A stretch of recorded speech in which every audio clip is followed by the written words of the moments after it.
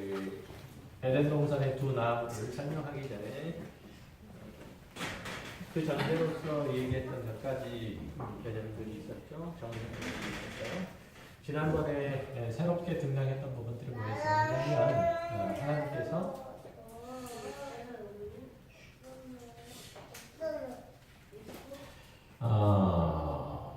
이제 그 에덴 동산을 창설하실 적에 창설하실 때에 비로소 창세기에 보면 하나님의 이름이 등장을 한다는 것, 그렇죠?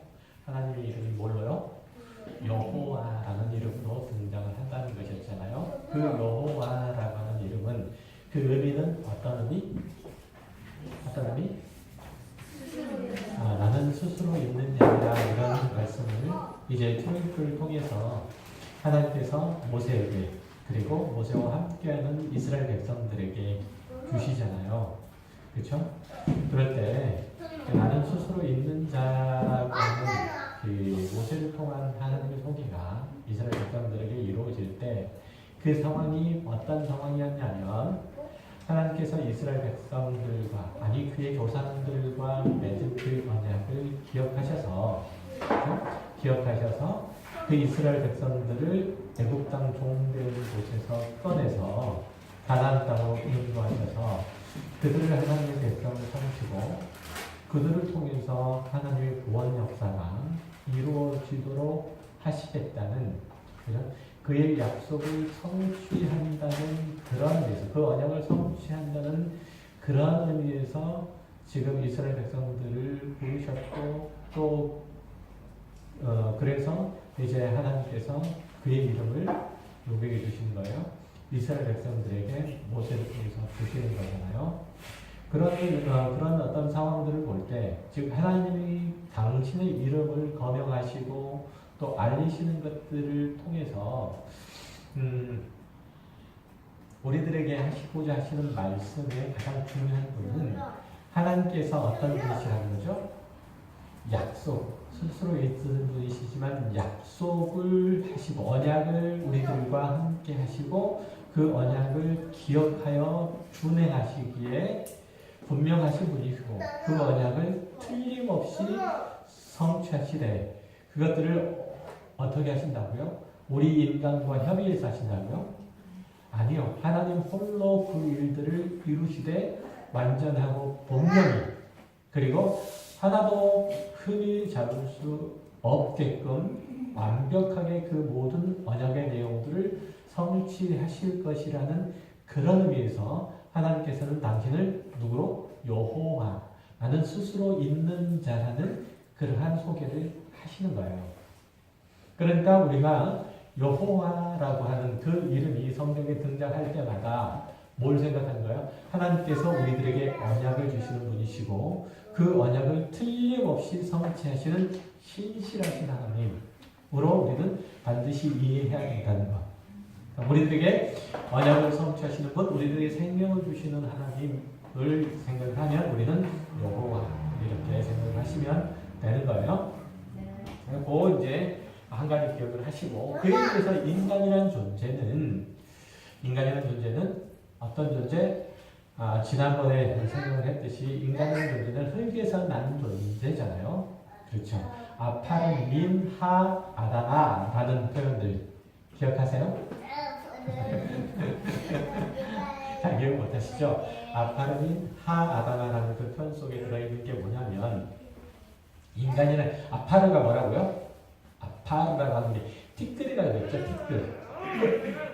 그러니까 이것은 아랫지라고 하는 개념과는 좀 다르다겠죠. 땅이라는 개념과 달라요. 그러니까 티끌이라고 하는 것은 흔히 이제 성경에서 얘기하는 아파르라고 하는 그 단어는 티끌 혹은 뭐 거름더미 뭐 이런 거예요. 먼지 이런 뜻이거든요. 그런 뜻의 단어예요. 그러니까 인간이라는 존재는 다만 어떤 존재였다는 거죠? 흙과 같은 존재, 그러니까 먼지와 같은 존재. 어떤 의미에서는 거름더미와 같은 존재일 수밖에 없다는 사실을 우리들에게 분명히 가르쳐 주는 거예요. 그러니까 하나님께서 우리를 흙 가운데서 거름더미 같은 곳 가운데서 우리를 빚어내셔서 우리를 어떤 존재로 만드셨죠? 그 안에 하나님께서 아담의 코에 생기를 불어넣으심으로써 생명이라는 존재로 우리를 만드셨죠. 생명이 되게 하셨어요. 그러니까 우리 안에 하나님께서 생기를 불어넣으심으로 비로소 우리가 생명이 되게 되는 거죠. 그러면 하나님께서 그 생기를 거둬가시면 어떻게 될까요? 우리는 다시 티끌로 돌아갈 수밖에 없는 거죠. 그래서 우리 육체의 호흡이 그 코에서 호흡이 끊기면 우리는 다 티끌에 불과하죠. 시체에 불과한 존재요, 쓰레기에 불과한 존재인 거죠. 그렇죠? 그런 존재예요. 그러니까 우리는 비로소 생기가 불어넣어짐으로 우리는 생명이 되었고 하나님에 대하여 알 수 있는 존재로, 하나님과 관계를 맺는 존재로 우리가 지음을 받은 거고, 그것은 분명하게 다른 것은 뭐냐면 우리가 생기를 불어넣음을 받았다는 것, 우리가 생명의 원천이 아니라는 사실도 더불어서 말해주고 있다는 것, 이걸 잊어버리면 안 돼요. 우리는 생명이 있다, 우리는 생명의 원천이다 아니다? 생명의 원천이 아니다. 우리는 생명을 불어넣어 주신 분에 의해서 비로소 생명이 된 존재들이다. 만약에 생명을 불어넣어 주신 그분이 우리의 생명을 가져가시면 우리는 티끌일 수밖에 없다는 사실을 분명히 성경이 가르쳐 주고 있는 거예요. 그러니까 지금 하나님께서 아담이 범죄하고 난 다음에 어떻게 말씀하시나요? 한번 볼까요? 그 뒷장에 가보면 13장 18절 19절까지 한번 읽어보시겠어요?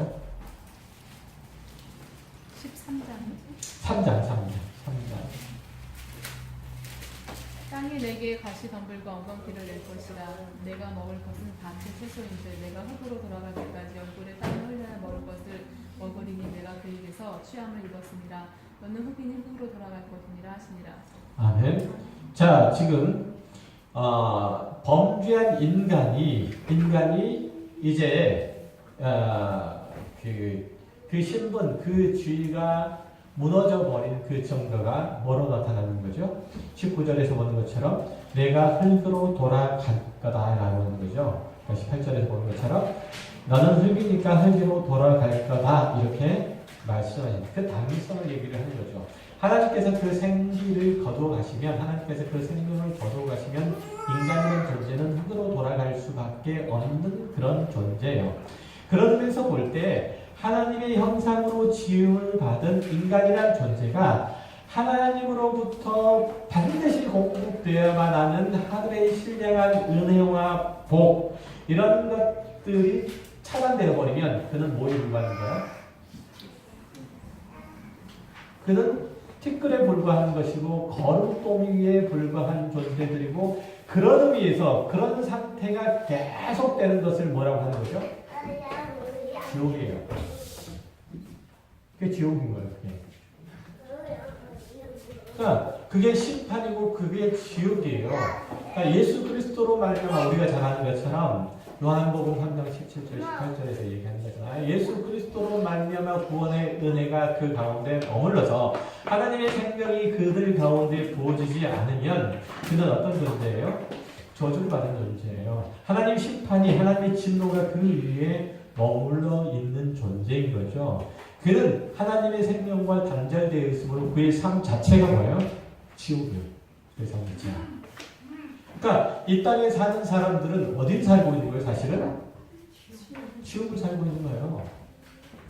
그게 이해 안 되세요? 우리는 어디를 살고 있죠? 우리는 어디를 살고 있어요? 맞습니까? 우리가 하나님의 나라를 살고 있나요?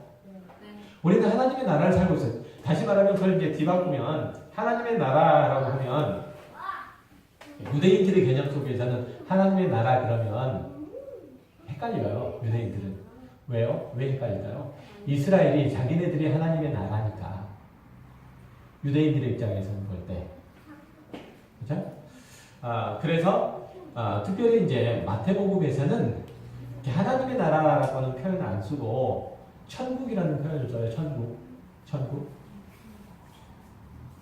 천국이라는 표현을 쓰는데 이 이방인들을 위한 서신서를 그 복음서를 보게 되면 천국이라는 표현을 쓰지 않고 하나님 나라라는 표현을 써요. 누가복음이라든지 이런 데 마가복음 보면 요한복음도 역시 마찬가지. 물론 요한복음에서는 하나님의 나라 천국이라는 그 개념 자체가 별로 등장하지는 않는데 어쨌든 그 단어 용어들이 나올 때는 그래요. 그러니까 천국이나 하나님의 나라는 똑같아요. 천국과 하나님의 나라는 똑같은 개념이에요. 킹덤 오브 헤븐이나 킹덤 오브 갓이나 똑같은 얘기예요. 이해되셨어요? 그러니까 그 똑같은 얘기인데 어쨌든 우리는 하나님의 나라를 살아가고 있어요. 왜냐하면 왜 그렇게 얘기할 수 있죠? 우리가 왜 하나님의 나라를 살아가고 있다고 얘기할 수 있어요?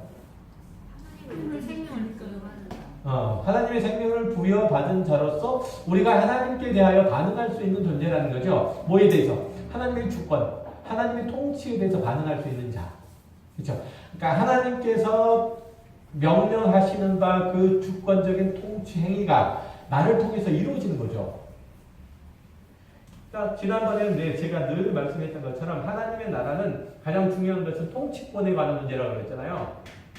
하나님의 나라는 그러면 하나님의 통치, 항상 하나님의 통치를 먼저 생각을 해야 돼요. 그러니까 내가 하나님을 믿는 예수 그리스도 안에 있는 그리스도인에게 하나님의 통치권이 시행되는 것들이 그들의 삶을 통해서 나타나면 그것들을 통해서 하나님의 나라가 이 땅에 이루어지는 것을 보는 거예요. 그러니까 우리가 주기도문에서 기도하잖아요. 하나님의 뜻이 하늘에서처럼 이 땅에서도 임하게 해달라고 하는 게 하나님의 통치권이 이 땅에서 내가 사는 땅에서 내가 몸담고 있는 곳에서 임하게 해달라고 하는 거잖아요. 하나님의 나라가 임하게 해달라는 나라가 임하옵시면 이게 그거예요. 그죠? 나라가 임하옵시면 이게 그런 얘기인 거예요. 그러니까 하나님의 나라가 내 삶 가운데 임하게 하나님의 통치권에 대한 통치를 내가 온전히 순전히 잘 받아서 그 통치하심을 따라 내 삶이 그렇게 잘 움직여지기를 바란다 이런 얘기잖아요. 그렇죠? 이게 이제 하나님의 나라, 천국을 소유하는 것이고 천국 안에 들어가 있는 하나님의 나라를 사는 것이라면 이것을 거절하는 거죠. 그렇죠? 이것을 거절하고 하나님과 전혀 상관없이 육체의 소망을 따라서, 육체의 욕심을 따라서 사는 삶은 어떻게 되겠어요?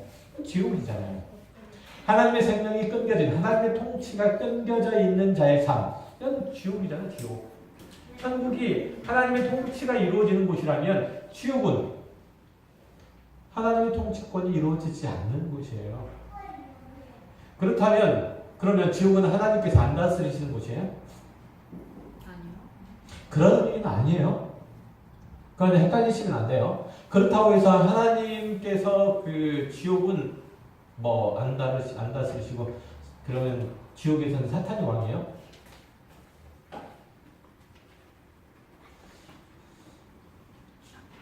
지옥은 누가 만드셨나요? 누가 만들어요? 사탄이 만들었나요? 아니면 하나님께서 만드신 거잖아요. 하나님께서 만드신. 지옥을 움직이시는 분 누구세요? 하나님이세요. 그럼 사탄은 뭐예요? 지옥에서? 사탄은 지옥에서 뭐예요? 심부름이에요? 고통받고 있어요. 네? 고통받고 있어요. 그렇죠. 사탄은 지옥에서 똑같이 예수를 믿지 않는 자들이 고통받는 것처럼 사탄도 가장 먼저 사탄이 배멸당해서 이제 고통을 받게 되는 거예요. 지금도 마찬가지고. 그래서 지옥이라고 하는 것은 그래서 하나님의 은혜, 하나님의 복, 하나님의 생명으로부터 끊어지는 자가 땅에서 갇혀서 땅의 삶에 대해서만 모든 관심과 모든 이목과 모든 힘과 이런 것들을 다 주목해서 살아가는 그런 모습을 사실은 지옥이라고 얘기를 하는 거예요. 상대적인 개념에서 얘기를 할 때, 천국과 지옥의 상대적인 개념에서 얘기할 때 아시겠죠? 물론 천국이라고 하는 개념과 지옥이라고 하는 개념이 지옥은 불못이라고 그렇게 얘기하잖아요. 이런 부분들도 있지만 이거보다 더 심각한 것은 뭐예요? 그렇게 하나님의 통치가 자신의 삶 속에서 이루어지지 않는 것. 이게 지옥인 거예요. 아시겠죠? 그러니까 이건 이제 꼭 기억을 하셔야 되는 거예요. 자, 그래서 이 땅 가운데서는 딱 두 부류의 사람들만 살아요. 어떤 사람? 하나님을 믿는 자, 하나님을 믿지 않는 자. 하나님의 통치권 안에 있는 자, 하나님 통치권 밖에 있는 자. 하나님의 생명이 있는 자, 육체의 생명만 존재하고 어찌 보면 티끌과 같은 존재. 이 둘만 있는 거예요. 둘만 있는 거예요. 이 땅의 인간의 부류는 그렇게 둘로만 나눠져요. 그런데 사람들이 그렇죠. 이 땅을 살아가면서 하나님 안에, 하나님께서 보내신 이 예수 그리스도 안에만 생명이 있다는 사실들을 모르고 그냥 이 땅에서의 삶이 전부인 줄 아니까 이 땅에서 그 사는 사람들의 그 가치는 모두 이 땅에 갇혀 있죠. 땅에 있는 것들에 한정이 되어 있어요. 그래서 보면 누가 더 키가 큰 사람이 우선인가요? 키가 작은 사람이 우선인가요? 키가 큰 사람이 우선인가요? 키가 작은 사람이 우선인가요? 모르세요? 네, 쉽게 얘기합시다. 키가 큰 사람이 대접받습니까? 키가 작은 사람이 대접받습니까? 키 큰 사람은 보통 대접받잖아요. 몸무게가 많이 나간 사람 대접받습니까? 적게 나간 사람 대접받습니까? 그러니까 그 인간의 가치잖아요. 인간의 가치를 따라서 인간을 거기에다 대장시키고 거기에다가 집어넣어서 거기 그 기준에 맞는 사람들을 우대하고 그렇지 않는 사람들을 소외를 시킨다거나 뭐랄까요? 그들이 가지고 있는 만들어낸 그 모든 삶의 산물로부터 소산물들로부터 제외시키는 것. 이게 인간의 삶이죠. 그렇죠? 옛날에 기억하시는지 모르겠어요. 한채영이라는 연예인이죠, 배우죠, 영화배우가 있었는데 아마 남편이 어느 금융그룹에 그냥 뭐냐면 제3금융가 2금융가 잘 모르겠는데 러시안 캐시인가 하는 그 회장의 아들이에요. 막내 아들인가 그럴 건데 결혼했잖아요. 결혼해서 살고 있는데 프로포즈 할 때 다이아몬드 반지를 줬잖아요. 무려 몇 캐럿짜리를 줬는지 아세요? 7캐럿. 혹시 1캐럿 다이아몬드라도 받아보신 분 계세요? 7캐럿짜리 다이아몬드를 받았대요. 7캐럿짜리 다이아몬드를 받았고 벤츠를 선물을 받았는데 벤츠가 얼마인 줄 아세요? 그 벤츠가 무려 5억이에요. 5억. 그 신혼집이 얼마인 줄 아세요? 빌라인데요. 청담동의 빌라인데 60억이래요. 60억. 60억짜리 빌라에 7캐럿짜리 다이아 반지에 그리고 5억짜리 벤츠에 와 프로포즈를 7캐럿짜리 다이아 반지로 받은 거예요. 대단하죠? 이게 세상 사람들이 꿈꾸고 소망하는 삶이에요. 이거밖에는 없어요. 그러나 그들의 생명을 하나님께서 그 호흡을 가져가시면 그들은 다 뭐예요? 거름더미에 불과해요. 티끌에 불과한 존재예요. 인간이라는 존재는 지옥을 맛보고 있다는 게 바로 이건 거예요. 이거. 지옥을 맛보고 있다는 게. 그런데 이 삶이 전부인 것처럼 그렇게 살아가는 얼마나 비참하고 불행한 거예요. 하나님께서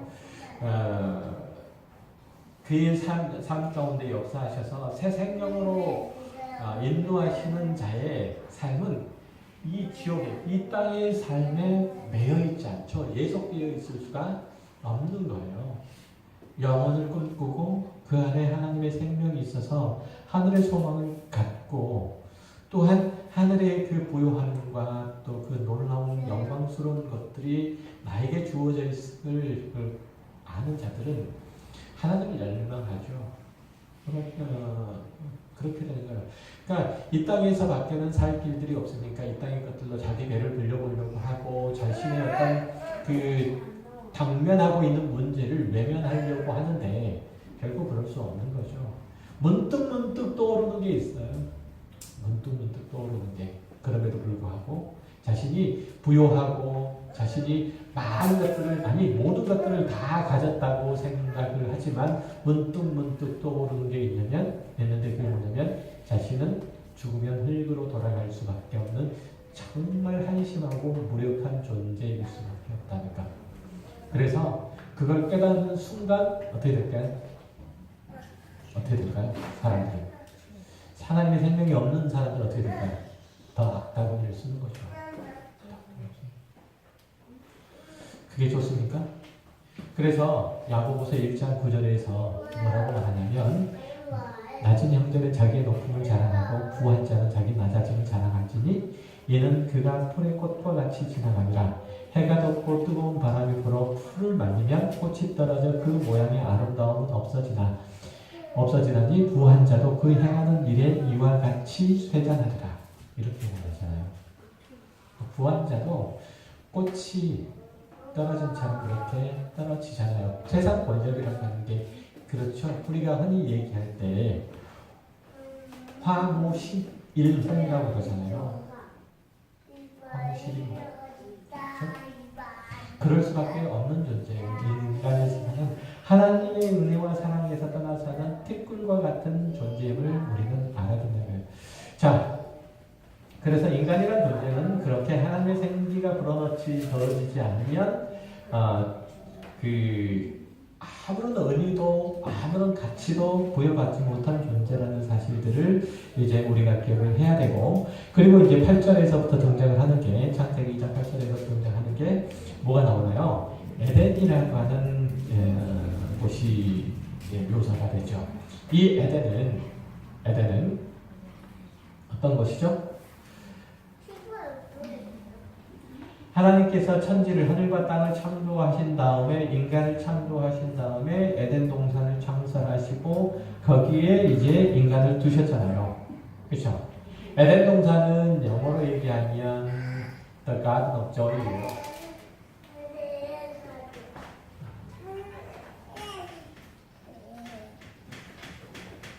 그러니까 뭐죠? 기쁨의 동산이라는 뜻이잖아요. 그렇죠?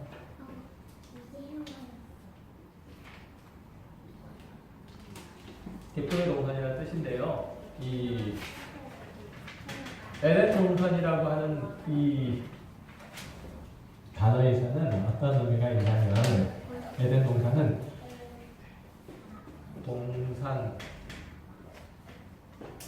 동산이라는 단어는 원래 간이라는 단어인데요. 히브리어로 간이라는 단어인데 이 간이라는 단어는 원래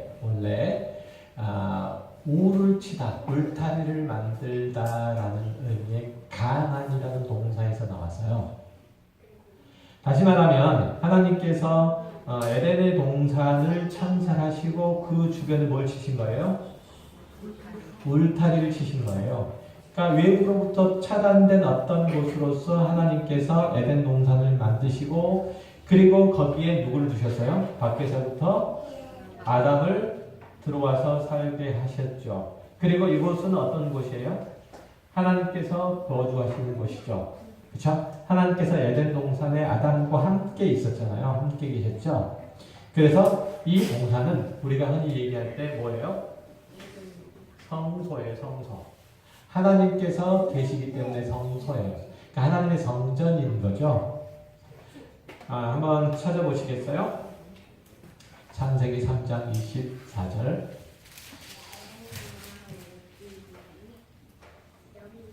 하나님이 그 사람을 쫓아내시고 에덴 동산 동쪽에 그들과 둘이 도는 불칼을 두어 생명나무의 길을 지키게 하시니라. 아멘. 자, 보시면 하나님께서 그 사람을 누구를요? 아담을 쫓아내시고 에덴 동산 동쪽에 그룹들과 그 두루 도는 물칼을 두어서 생명나무의 길을 지키게 하셨다. 이렇게 말씀하고 있잖아요. 그죠? 그렇게 얘기를 하고 있잖아요. 그러니까 에덴 동산에 지금 동산 자체가 아까 얘기했던 것처럼 구별된 곳인데 이 구별된 곳이 아담의 타락으로 말미암아서 이게 회파되자 하나님께서는 이 땅이 이 동산으로부터 아담을 쫓아내시고 이 땅을 실제로 두루 도는 불칼로 이 땅을 이 동산을 막아버리신 거예요. 그렇죠? 자, 그런데 이 동산은 에덴이라고 하는 동산은 어디에 있었어요? 에덴이라고 하는 동산은 어디에 있었어요? 2장 7절에 에덴이라고 하는 동산은 어디에 위치했어요? 여호와 하나님이 땅의 흙으로 사람을 지으시고 생기를 그 코에 불어넣으시니 사람이 생명이 되니라. 8절 계속해서 여호와 하나님이 동방의 에덴의 동산을 창조하시고 그 지으신 사람을 거기 두십니다. 아멘. 저기서 보면 하나님께서 인간을 만드시고 그리고 에덴 동산을 창설하시고 그 지으신 사람을 거기에 두셨다고 그렇게 말씀하시잖아요. 그러니까 에덴 동산을 창설하신 곳이 어디예요? 동방이에요. 동쪽. 그러니까 어디서든지 보면 하나님께서 들어오시는 것, 거룩한 방위는 항상 어느 쪽이냐면 동쪽이에요.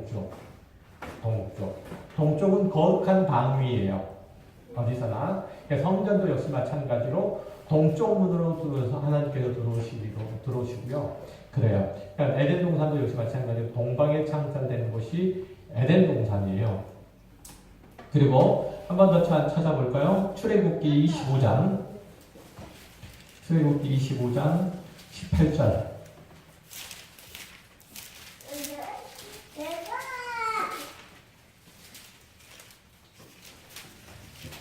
18절부터 22절까지 읽어보시겠어요? 금으로 그룹 둘을 흙에서 두 끝에 쳐서 만들되 한 그룹은 이 끝에 한 그룹은 저 끝에 곧 흙에서 두 끝에 흙에서와 한 경위로 연하게 할지며 그룹들은 그 날개를 높이 펴서 그 날개로 흙에서를 덮으며 그 얼굴을 서로 대하여 흙에서를 향하게 하고 흙에서를 궤 위에 얹고 내가 내게 줄 증거판을 궤 속에 넣으라. 거기서 내가 너와 만나고 숫제소 위 곧 증거길 위에 있는 두 그룹 사이에서 내가 이스라엘 자손을 위하여 내게 명할 모든 일을 내게 이르리라. 아멘. 여기서 보는 것처럼 그러니까 출애굽기 25장이나 창세기 3장에서 나와 있는 이 그룹이 뭘 지키고 있었죠? 하나님의 성소를 지키고 있는 거예요. 그죠? 타락한 사람이 타락하자 하나님께서 이를 쫓아내시고 이 땅을 누가 지키세요? 그룹이 지켜요. 그리고 출애굽기 25장에서 보면은 속죄소를 누가 지켜요? 그룹이 지켜요. 울타리를 둬서 울타리 안과 밖을 분명하게 구별돼서 밖은 속한 곳, 더러운 곳, 그리고 안쪽은 거룩한 곳. 바깥쪽은 속된 곳, 거룩한 곳. 이렇게 서로 구분하시는 거예요. 그리고 이 그룹들을 지키시고 이곳 가운데, 이 그룹들 가운데 하나님께서 출애굽기 25장에 보면, 이것은 뭘 지금 얘기를 하는 거죠? 속죄소 뭐 이렇게 쭉 얘기를 할 때 이게 여기는 어디죠?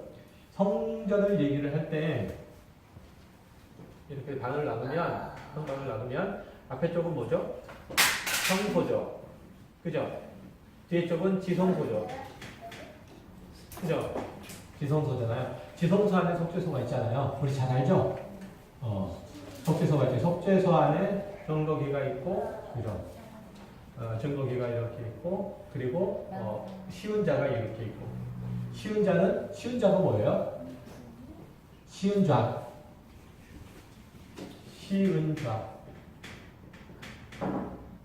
베풀시 은혜는 자리 잡자. 은혜가 베풀어지는 것. 그러니까 하나님께서 법궤를 두시잖아요. 그죠? 법궤를 두시는데 그 법궤를 다룬 증거궤가 있어요. 예, 법궤가 이렇게 있으면 그리고 요걸 뚜껑을 덮잖아요. 이 뚜껑이 뭐냐면 시은좌예요. 시은좌. 이걸 속죄소라고 얘기하기도 해요. 시은자, 속죄소라고 얘기해요. 그러니까 대제사장이 어린 양의 피를 담아가지고 이 지성소에 들어가서 이 어린 양의 피를 어디다가 보여? 이 쉬운 자이다 보여. 그래서 이스라엘 백성들의 죄를 속하게 되죠. 쉬운 자예요. 그 위에 뭐가 있어요? 두 그룹이 있어요. 그림을 잘 못 그리는데 제가 두 그룹 천사 둘이 이렇게 날개를 펴고 있는 모습 혹시 보신 적 있을 거예요. 그런 두 그룹이 있어요. 이런 식으로 되어 있거든요. 근데 지성소는 이렇게 되어 있고 이렇게 둘러싸여 있고 그리고 성소를 통해서 이렇게 들어가게 되는데 이쪽이 어느 쪽이에요? 동쪽 방향에서 이렇게 들어가게 되어 있어요. 에덴 동산이 동쪽 방향이 있고 동쪽 방향에서 이제 하나님께서 들어가시는 것과 똑같아요. 그리고 역시 마찬가지로 욥기에 보면 욥이라는 사람이 있는데 그 사람 어떤 사람이에요? 의인인데 어디에 사는? 동방에 사는 의인. 그래서 동쪽은 그렇게 성경에서 얘기를 할 때는 늘 거룩한 밤 위를 얘기를 할 때 동쪽이라고 그렇게 얘기를 해요. 그래서 해가 동쪽에서 뜨는 거예요. 하나님의 은혜의 빛이 햇빛이 이렇게 동쪽에서 떠서 비치는 거예요. 어쨌든 그렇게 되어 있다는 얘기. 그래서 하나님께서는 이 에덴을 창설하시고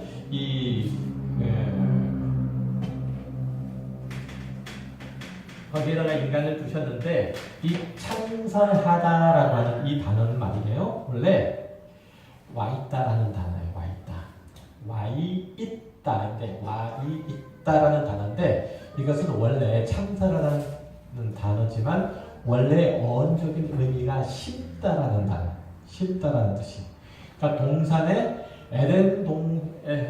동쪽에 에덴 동산을 심어 넣었다는 그런 의미도 있지만 이 동산 안에 무언가가 심겨져 있다라는 그런 의미도 있어요. 실제적으로 하나님께서 이 동산에 무언가를 심어 놓으셨죠. 뭐죠? 두 나무를 심어놨어요. 하나는 선악을 알게 하는 나무였고 또 다른 하나는 생명나무였어요. 그렇죠? 선악을 알게 하는 나무와 생명나무를 동산 중앙에 심겨놨다는 거죠. 그렇게 이제 하나님께서 지금 동방에다가 동산을 창설하시고 그리고 울타리를 구분하신 다음에 그리고 이 중앙에다가 두 개의 나무를 이렇게 심어 놓으신 거예요. 그렇죠? 그리고 인간을 여기다 두셔서 인간이 이 속에서 이 안에서 살아갈 수 있도록 하되 인간은 늘 이 보이는 무엇을 통해서 생명나무와 율법나무, 선악을 알게 하는 나무를 통해서 무엇을 생각하게 되는 거죠? 그 마음에 하나님을 생각하게 되는 거예요. 그 마음에. 오늘 그림 안 그리네. 그 마음에 하나님을 생각하게 되는 거예요. 그러니까 늘 인간이라는 존재는 나를 다스리고 나를 인도하시는 나의 생명이 되시는 이 생기가 생기로서 존재할 수 있도록 하시는 나를 지으신 하나님이 계시구나. 나라는 존재는 그 하나님의 명령, 그 말씀, 그 가르침을 쫓아 순종할 때만 나로서의 의미와 가치와 존재의 목적을 달성할 수 있구나라는 사실을 무엇을 통해서 이 선악을 알게 하는 나무를 통해서 늘 깨우치게 되는 거죠. 그러니까 이 선악을 알게 하는 나무는 간단하게 얘기해서 네 위에 하나님이 있다 라는 것을 깨우치게 하시기 위한 나무인 거예요. 그런 면에서 볼 때 이 선악을 알게 하는 나무는 율법나무인 거죠. 율법나무. 이게 왜 율법나무라고요? 나는 내가 가르치고 명령하고 지시한 모든 것들을 순종하여 지킬 때만 너의 번영과 너의 생명과 너의 부요함들이 너의 복들이 비로소 하나님께서 첫째 날을 축복하시고 둘째 날을 복 주시고 셋째 날을 이렇게 복 주시는 것처럼 그렇게 복되다. 그렇지 않으면 그 모든 복으로부터 소외될 수밖에 없다는 사실들을 무엇을 통해서 선악을 알게 하는 나무를 통해서 하나님께서는 늘 가르치시고 늘 말씀하시다. 그래서 율법나무입니다. 하나님께서 이스라엘 백성들에게 율법을 주셨죠. 율법 왜 주셨어요? 왜 주셨어요? 자, 율법. 이 율법 안에는 뭐가 들어있어요? 율법 안에 뭐가 들어있어요? 법. 이게 법이에요, 법. 법률자, 법법자예요. 율법이나 법은 다 똑같은 얘기예요. 법률자, 법법자예요. 그냥 법이에요, 법. 명령. 언약.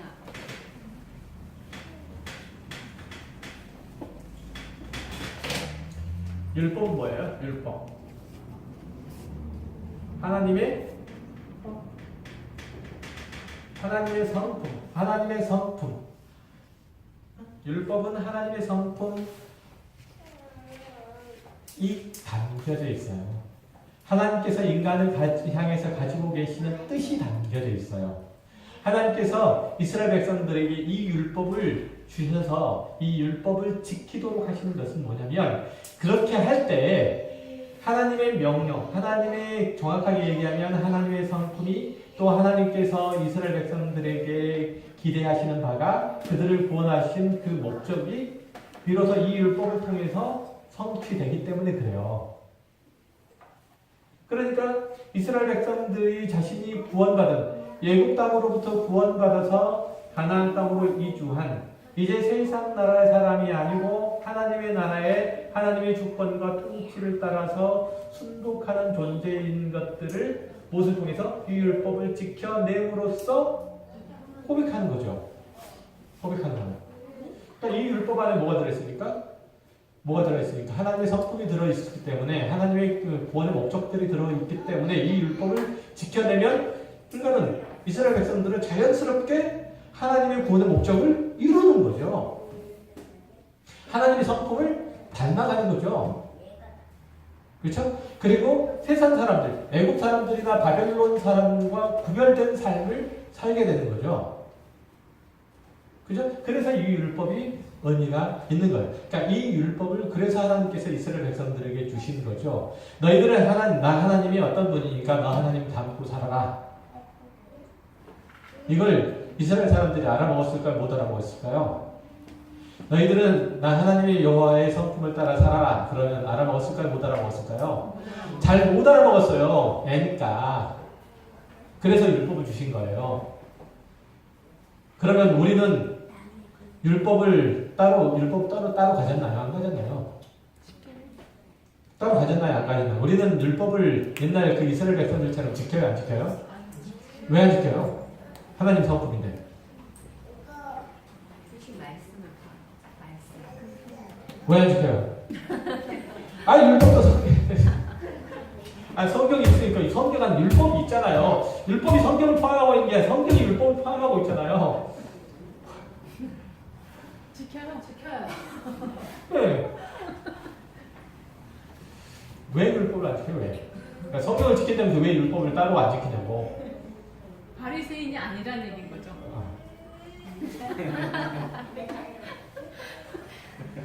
현영이가 어찌나 현영이가. 저 현영이 웃는 거 봐. 그게 이 율법 안에 하나님의 그 성품이 들어있다잖아요. 하나님께서 하시는 일, 하나님의 마음이 들어있잖아요. 이 율법을 누가 이루었어요? 누가? 예수 그리스도가 이루었잖아요. 율법의 성취, 예수 그리스도께서 율법의 마침 성취가 되신 거예요. 우리는 그 예수 그리스도를 경험하고 있어요, 안 하고 있어요? 있어요. 그리고 예수 그리스도를 우리 안에 들고 있어요, 안 들고 있어요?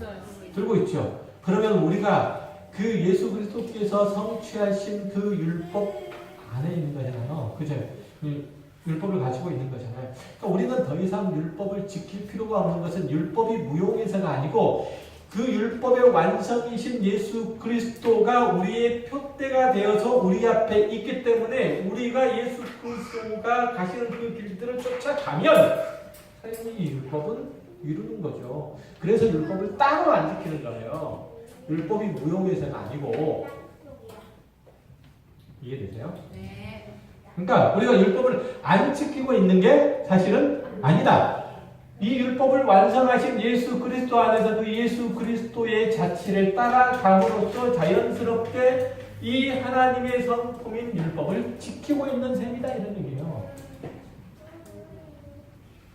뭐 갑자기 쓸데없이 이런 얘기 해가지고 시간 다 갔다.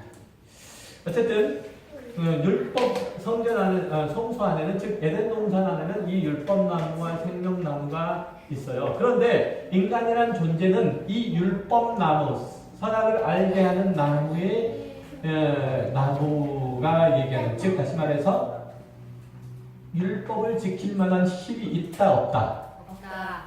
왜 없다? 죄인 본성이 죄인이니까. 왜 없다?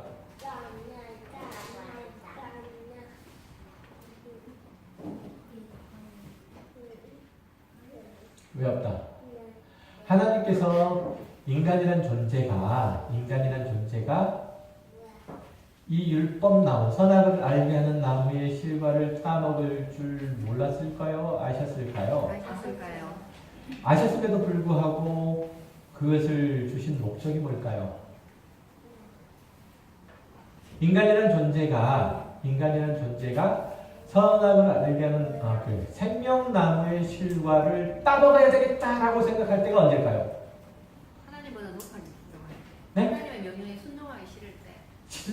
따먹어야 되겠다고 생각할 때가 선악을 알게 하는 나무의 실과를 따먹고 난 다음에 그에게 죽음이 임했을 때 뭐가 필요하죠? 이제 생명이 필요하잖아요. 생명이 죽게 됐잖아요. 죽게 됐으니까 생명이 당연히 필요하겠죠. 그러니까 선악을 알게 하는 나무의 실과를 따먹자 인간이라는 존재는 생명나무의 필요성을 비로소 느끼게 돼서 이 생명나무의 눈이 돌아가자 하나님께서는 이 인간을 여기서부터 쫓아내고 두루 도는 불칼로 이 에덴 동산을 두루 지켜서 이 생명나무를 못 따먹게 하신 거예요. 왜? 왜 생명나무 못 따먹게?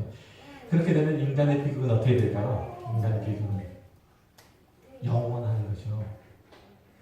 따먹고 영생하면 인간에게 닥치는 그 비극이 영원한 거예요. 어떤 의미에서 볼 때 그래서 인간의 생명이 유한한 게 참 감사한 거예요.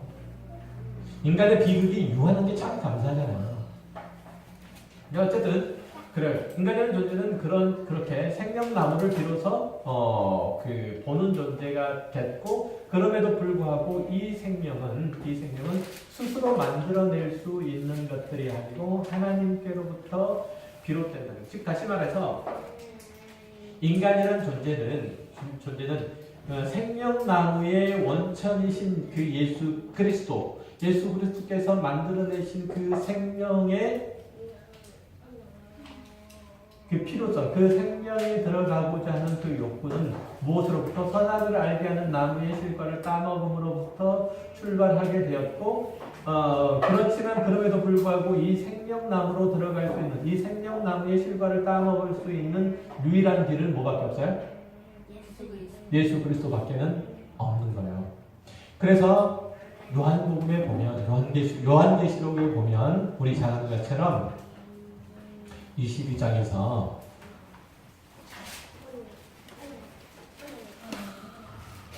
요한계시록 22장에서 보면 2절에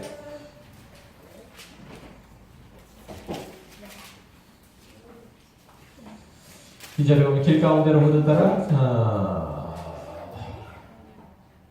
자, 그가 수정같이 1절부터 읽을게요. 맑은 생명수의 강을 내게 보이니 하나님과 및 어린 양의 보좌로부터 나와서 길 가운데로 흐르더라. 강 좌우에 생명나무가 있어 12가지 열매를 맺되 달마다 그 열매를 맺고 그 나무 잎사귀들은 만국을 치료하기 위해서 있더라. 다시 저주가 없으며 하나님과 그 어린 양의 보좌가 그 가운데 있으니 그의 종들이 그를 섬기며, 이렇게 쭉 나와 있잖아요.